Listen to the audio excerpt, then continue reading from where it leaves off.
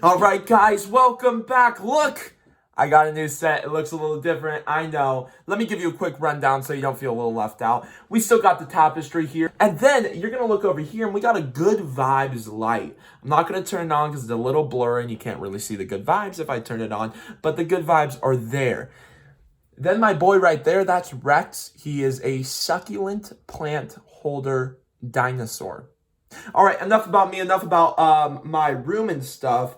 But how are we doing today, guys? I really want to know. I want to know how you're doing. Comment in the comment section down below how you're doing or DM us. Let's have a conversation. Let's have some fun.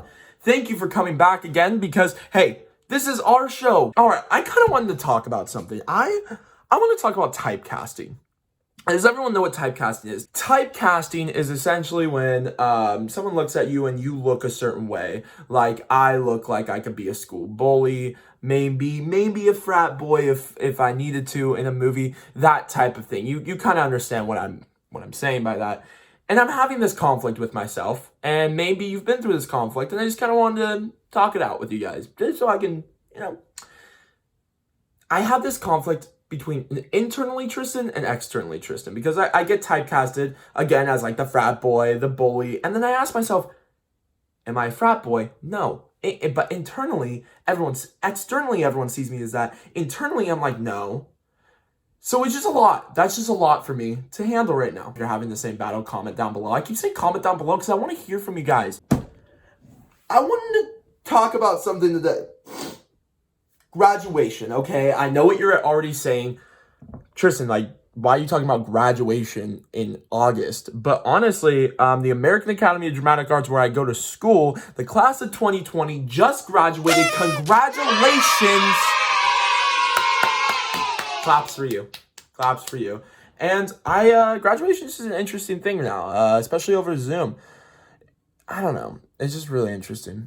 But congratulations, class of 2020. We love you.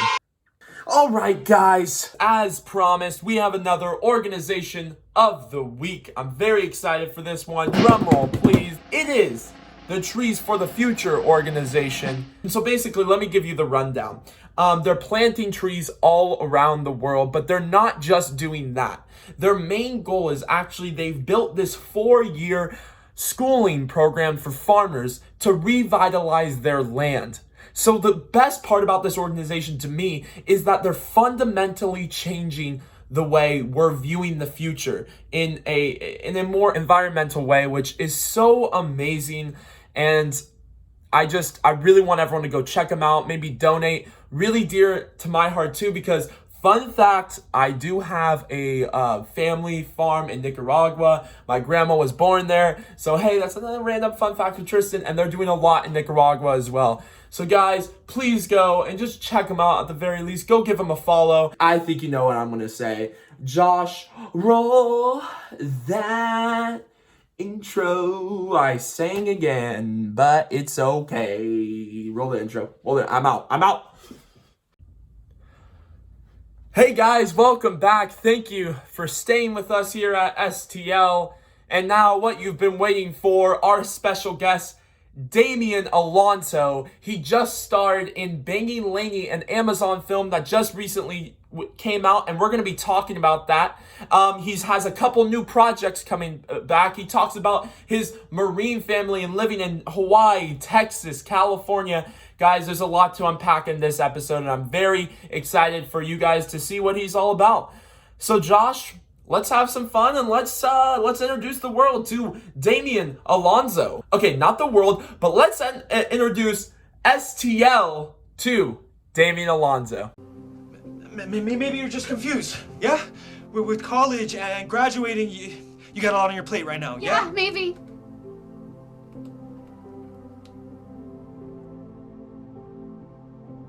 You know, I can still do a cartwheel.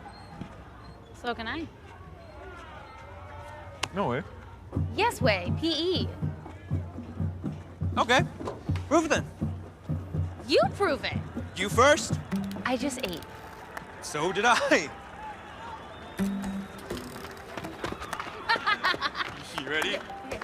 Okay. 1, 2, 3. You never asked me. Look, this is exactly what was stopping me from telling you that. I didn't want you to think of yourself like...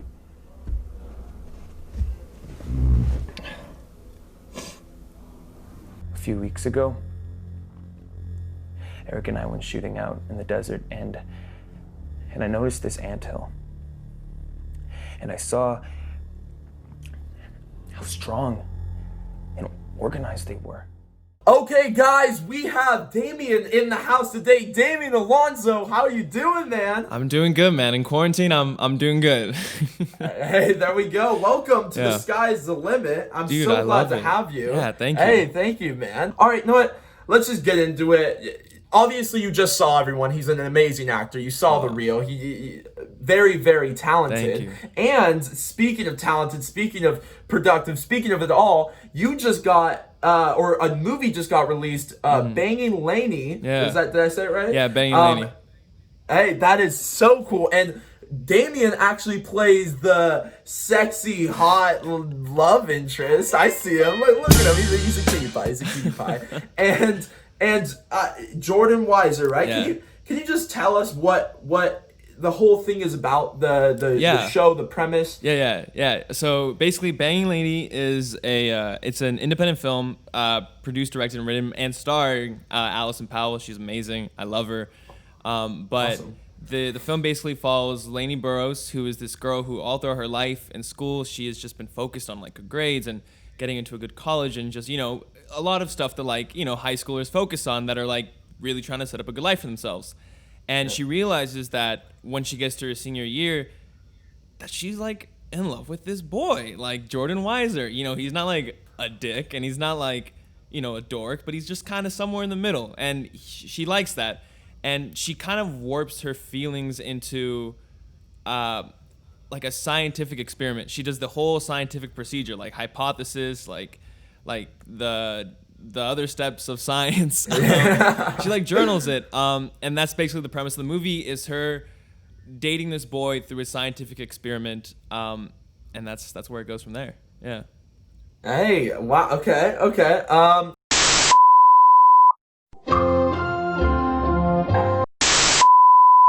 But hey, guess what, guys? We got it. There's a chord, whatever. Let's have some fun. How was it playing Jordan Weiser? It's so funny because it's actually the second, not acting thing, but film, or screen thing I'd ever done. I'd done one short film before then, like a month or two prior.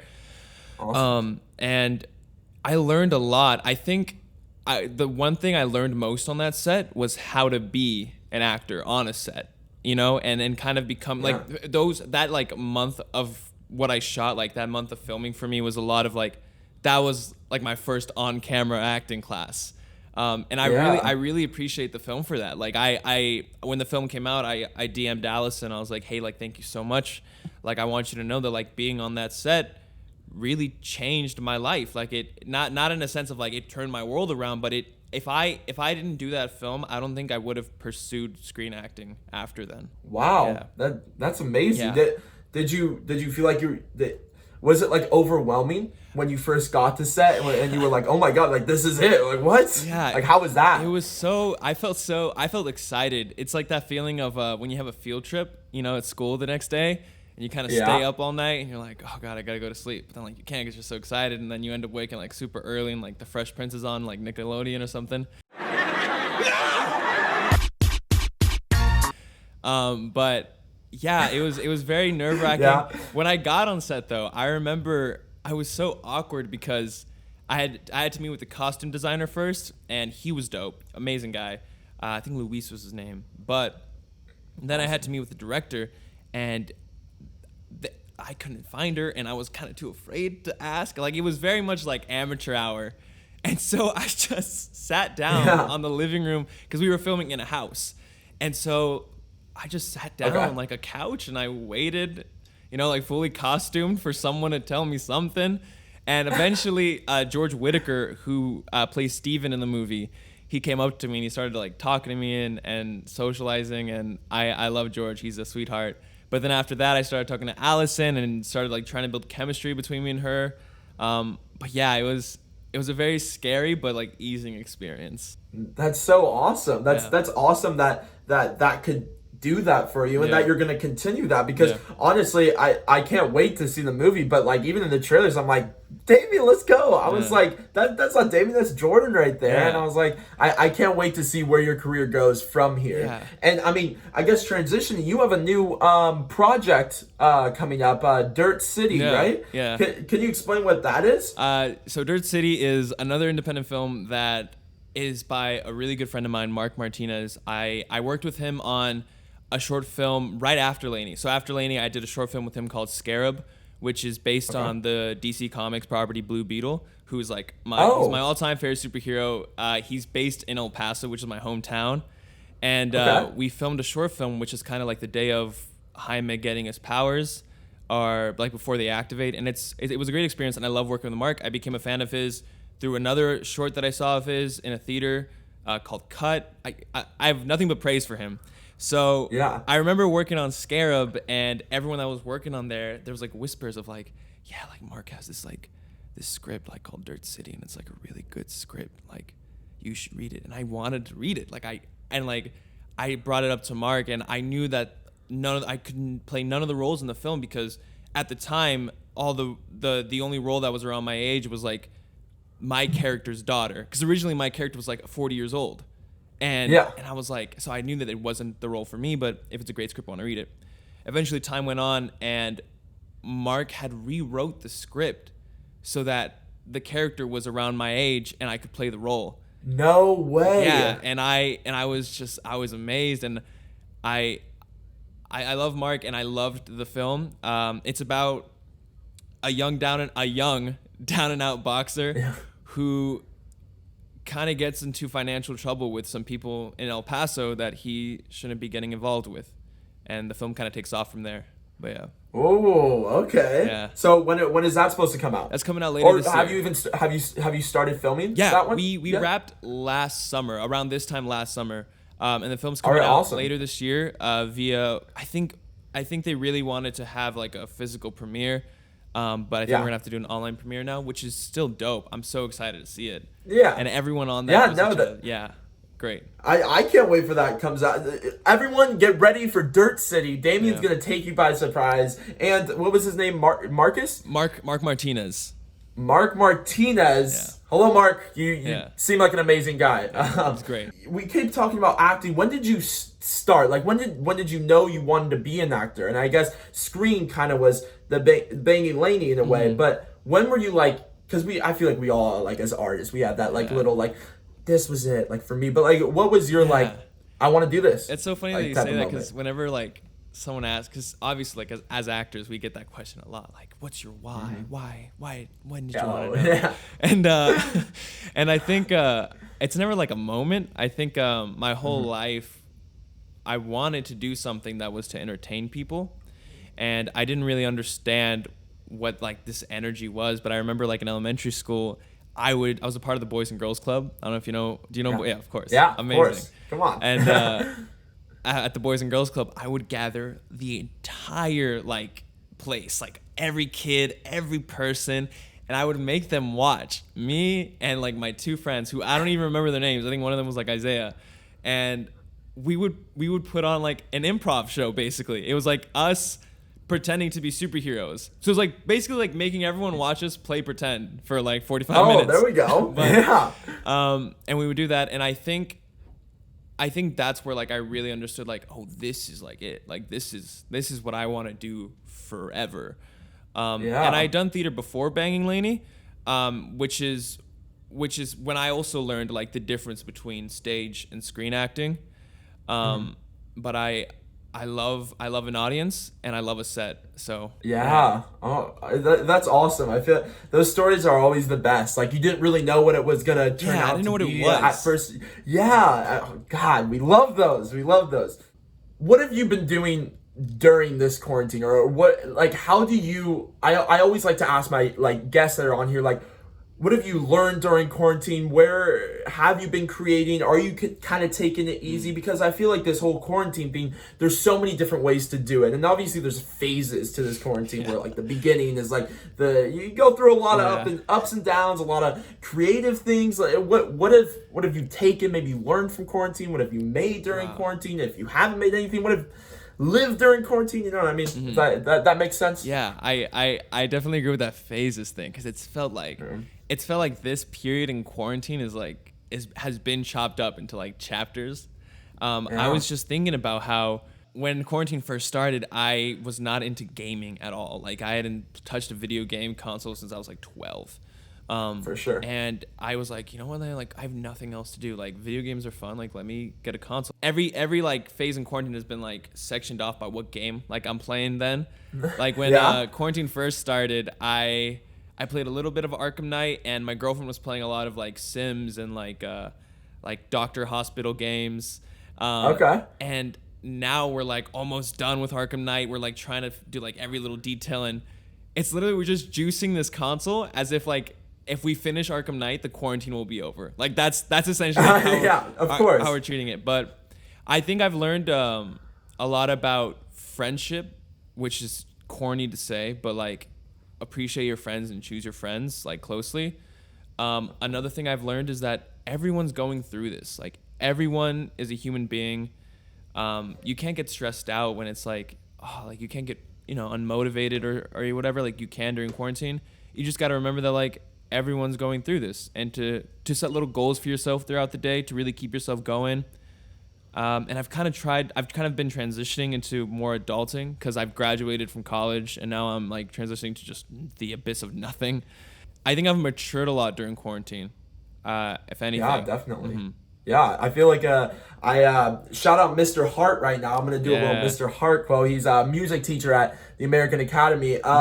He was telling us, because we just got back into exam plays, and he was telling us about basically like, and I completely agree with this. It was kind of just something I was already, I think, doing before, but when someone puts something into words, sometimes it makes sense a little more. Yeah, he was like, just every single day, find one thing that like either makes you positive, or even if it's the tiniest little thing, or happy, and I feel like it all comes down to that that like meaning thing, and like finding meaning in a sense. Because before, I mean, sure, we could be like, I'm finding meaning in myself, I'm trying to love myself or whatever, but like I feel like during quarantine it's forced us in a sense to find who we really are, and find like, I guess, to get all artsy, because hey, we're artists, we have some fun. It's like to find like why we are here in a sense, and to find like what we can do to better ourselves. So that is one thing I'm honestly thankful for quarantine. But hey, quarantine's quarantine. Well, what's your most embarrassing, like, do you have a story, a moment, like, do you have anything that's like really embarrassing that you can share on the show that you kind of have to be a little vulnerable with?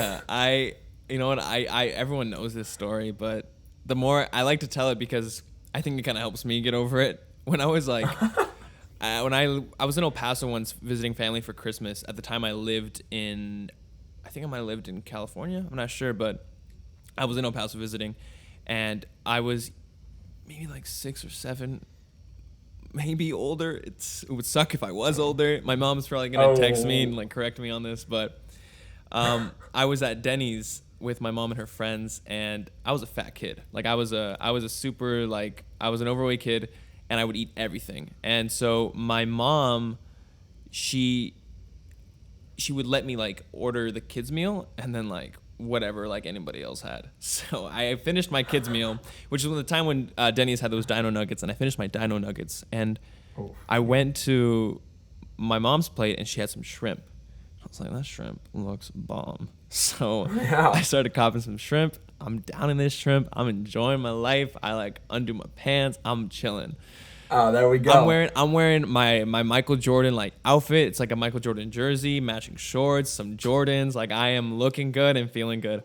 And all of a sudden, I'm like, oh my God, I have to take the biggest dump in the world. Like this is going to be the biggest dump that any like 7-year-old or older has ever taken. But, so that it was like one of those tables at Denny's. It's like a circle, and you need to like everyone needs to get out in order for you to get out. So everyone had to get out, and everyone was taking forever. And I'm like, oh, I am sweating. Like this is not good. And so I'm at the Denny's. I don't want to make a scene. I get out of the booth, and I just start speed walking to the bathroom. And I'm going, sweating, super nervous. And I'm groundhogging. Like it is coming out while I am walking, and I cannot let this go. This is so graphic. But oh my God. I get to the bathroom at the Denny's. I open it, and I'm like, oh my God, I made it. Open the stall, and I realize that I'm in the women's restroom because there's not a urinal. And in my 7-year-old mind, I'm like, oh my God, I'm a pervert. I gotta go. And so I shouldn't have left, and I leave the women's restroom. And when I open the men's restroom door, it's starting to go, but I'm like, I can still make it. Open the stall, everything comes out. Didn't even make it to the toilet. It is a disaster. It looks like an explosion has happened. I never went back to that Denny's until even then I moved to El Paso for like 3 years. Never went to that Denny's in fear of like seeing the waitress or anybody that was working then. And I'd like grown up, and I was just so scared that they would recognize me. And I moved to Hawaii, and I told people the story, and I was like, I'm never going back to that Denny's. Like, you don't understand. I could never go back there. Like, I was 8. This was like maybe 6-7 years ago. Can never go back. And then I moved back to El Paso for my senior year of high school, which. Oh God. And I go to this Denny's, and I'm like, you know what? It's time to face your fears. So I go in this Denny's, and I'm so scared that like someone's gonna recognize me, and no, like of course nobody recognized me. It was 10 years ago. I was 18 now, and I just been scared for 10 years of someone recognizing me as a chubby 8-year-old kid who had pooped himself in this Denny's. I don't think anybody who worked at the Denny's even worked there anymore. But like you're like, yeah, that was done. I'm guessing it wasn't even that big of a deal after like a week. Yeah, right? They probably forgot about it. Maybe it was like a joke to like whoever had to clean it up, but. For 10 years, I would drive by that Denny's, and I would just think never, and then I did, and it was nothing. Like it was wow. Never. So I was almost offended. I was almost offended that they didn't remember me. Like I remember being like, yo, this like waiter isn't like, yo, you're the kid who pooped like 10 years ago. Like yeah. You're like a hometown hero. That was like that. That's what I thought in my mind. I thought this Denny's would like have a picture of me or something. Like if you see this kid, like shoot him, like whatever. And I was so like. Yeah, it was no biggie. Basically, the moral of the story is, face your fears. At the end of the day, you might be the hero. At the end of the story, they might not remember you. Who knows? Who knows? All right, we always like to ask one last final question to like everyone that kind of comes on the show. What's one piece of advice you have for creators around the world and artists around the world right now during this time that's so it's we don't know what we can't see that far ahead of us. So what is something that I don't know, I know it's a hard question, it's a big question, and there is no right or wrong answer here. So I don't get discouraged. I think make either even creatively or not creatively, like set 3 goals for yourself that day and accomplish them. And in terms of creativity, like specifically, I think really hone in on it. Like you have so much free time right now. Like I was telling my friend Albert, who just moved to LA because of the quarantine, like he'd always wanted to move to LA, and like because of all these events that's happened, somehow it's turned out that he's now able to move here, and he moved here, and he's like doing music, and he's such a great musician, and he's so good, and he's only been doing it for less than a year, and he's great. But I was telling him like this is gonna be so many people's like story. Like so many people are gonna be like, someone's gonna be on a talk show one day and it's like, oh, when did you start like painting? Like when did you start like making music? When did you start like your YouTube channel or whatever? And it was like, yeah. Or your podcast. And it's like, oh well, during the pandemic we were in quarantine, and like that's gonna be the start of so many people's like creative careers or endeavors or just stories in general. And I think take advantage of the time now and don't get discouraged. And not to say like if you're not doing anything during this pandemic, it's totally fine. Like of course, like you don't have to push yourself like to do anything. Just if you are someone who is creative and is in that sense, that's who it applies to. That is great advice. Yeah. I love that. I love that thinking about long term, like the Yeah, future the long of term. like at some point people are gonna think back and be Yeah. like, what did you do during this Exactly. pandemic? All right, Damian, I always like to give my guests the last minute. Oh shoot, are you okay? Yeah, I'm good. I always like to give my guests the last minute, the last 30 seconds, the last whatever you need to advertise anything coming up, to advertise yourself. Where can we see more of Damian? And go ahead, throw it at us. Okay, you can follow me on Instagram and Twitter at the Damian Alonso. I know it sounds pretentious, but I want a Damian Alonso, but it's taken. Watch Banging Laney on Amazon. It's really a heartfelt movie, and I love everyone that went in on making it. Catch Dirt City later this year. Oh, and also watch Hot Summer Days Season 1 on YouTube, on Jenna Larson's YouTube channel. We just hit I think we just hit the 8 million views mark, or maybe we hit it a while ago, but the series is amazing. I love everyone in it, and my birthday is September 4th, so wish me a happy birthday on Hey, September 4th. happy early birthday. There we go. Damian Alonso, thank you so much for being here. Thank you for your words. Thank you for your telling us about your experiences. And just thank you. I honestly really appreciate you being here. No problem. Thank you very much. All right, guys, that wraps up episode 5. Thank you for being here. Wow, we actually did it. Thank you, Damian. Thank you, welcome. everyone. Thank you, Josh, for editing this one. All right, guys, it's a good day to have a good day. You know what? I wanted to end it with that one. You know I always do. All right, guys, thank you very much. Have a good one. Hey, guys, do you want to be a part of this Sky's Limit? I know you do. I know you do. I know you do. So fill out the Google submissions and show us something creative, because I want to interview you. Come on, you know I do. And also subscribe. I need it, baby. I need you, baby. Let's create a community. Let's have some fun. I want some baby back ribs. Sorry, that was just like me being me. Bye.